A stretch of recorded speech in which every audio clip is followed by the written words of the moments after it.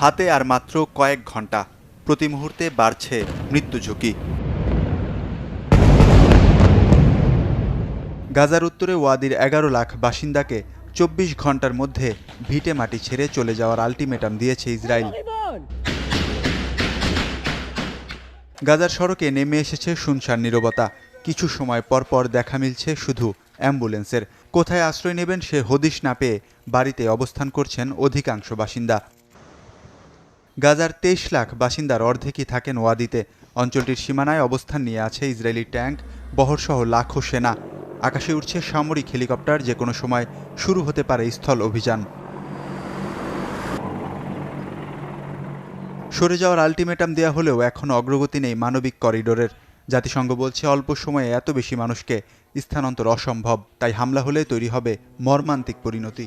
এমন অবস্থায় আলটিমেটাম ফিরিয়ে নেওয়ার আহ্বান জাতিসংঘের।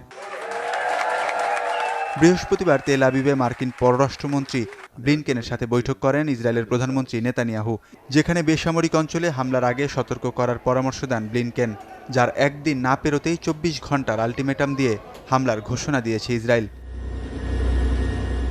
তবে এসব হুমকিকে ভুয়া দাবি করেছে ফিলিস্তিনের স্বাধীনতাকামী দল হামাস।